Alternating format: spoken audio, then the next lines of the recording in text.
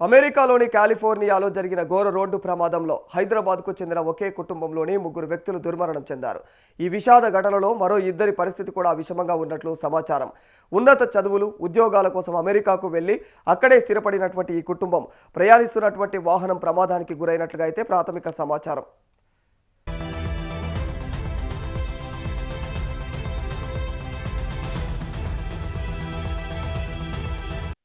కాలిఫోర్నియాలోని ఒక రహదారిపైన ఈ ప్రమాదం చోటు చేసుకున్నట్లు తెలుస్తా ఉంది. ప్రమాద తీవ్రత ఎక్కువగా ఉండటంతో కారులో ప్రయాణిస్తున్నటువంటి 3 హైదరాబాద్ వాసులు అక్కడికక్కడే ప్రాణాలు కోల్పోయారు. మరో 2 తీవ్రంగా గాయపడగా వారిని స్థానిక అత్యవసర సేవల సిబ్బంది అయితే సమీపంలోని ఆసుపత్రికి తరలించడం జరిగింది. ప్రస్తుతం వారికి ఐసీయూలో చికిత్స అందిస్తున్నట్లుగా తెలుస్తోంది.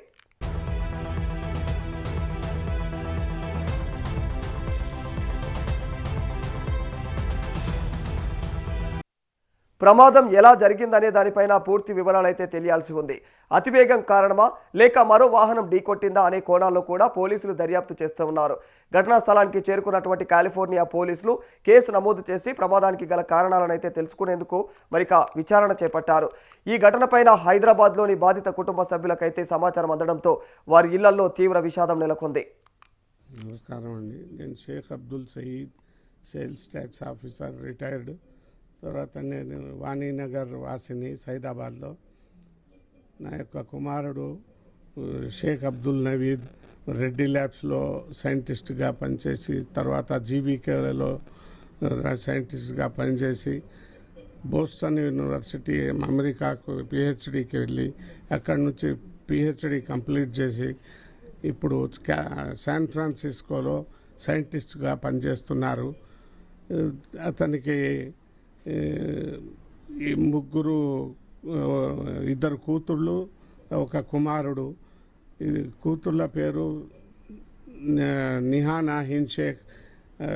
వాళ్ళు ఎండాకాలం సెలవులని అక్కడ ఓ టూర్కి వెళ్తుండగా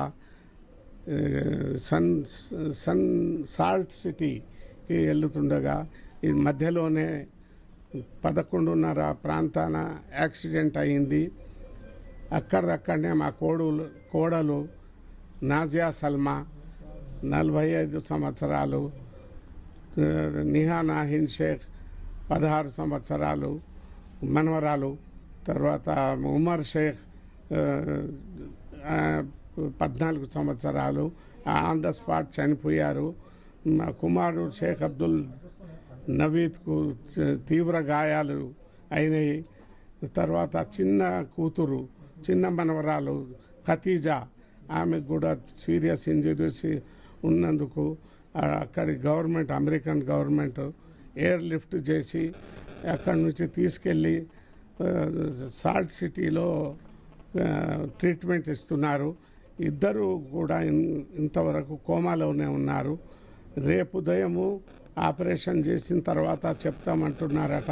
అంటే ఈరోజు ఇక్కడ రాత్రి, ఈ ఉదయం మరి 10-11 గంటలకి ఎప్పుడు ఆపరేషన్ చేస్తారో వాళ్ళ కండిషను మనకు తెలిసిపోతుంది. ఈ 3 మాత్రం అక్కడక్కడే ఆన్ ది స్పాట్. ఒక ఎదురు నుంచి కారు వచ్చి కొలీడ్ అయ్యి అక్కడ ఆ డ్రైవరు ప్లస్ ఇందులో ఉన్న 3 అంటే 5 ముందల సీట్లో 3 కూర్చున్నారు కాబట్టి ఆన్ ది స్పాట్ చనిపోయారు. అక్కడ నుంచి ఎయిర్ లిఫ్ట్ చేసి సాల్ట్ సిటీకి వెళ్ళి అక్కడ వాళ్ళ ట్రీట్మెంట్ నడుస్తుంది. గవర్నమెంట్ ఇప్పుడు ఆయనకు ఎవరు లేరు, భార్య చనిపోయింది.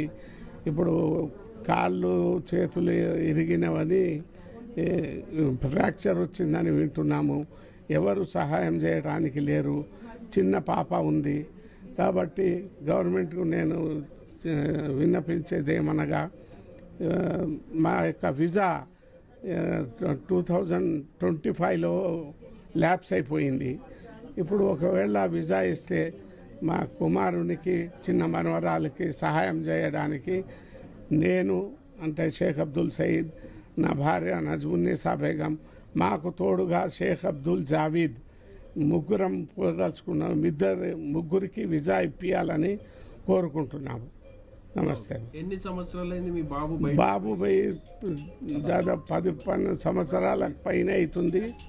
అక్కడనే పిహెచ్డి చేసుకొని అక్కడనే సైంటిస్ట్గా, ఇప్పుడు సీనియర్ సైంటిస్ట్గా పనిచేస్తున్నారు.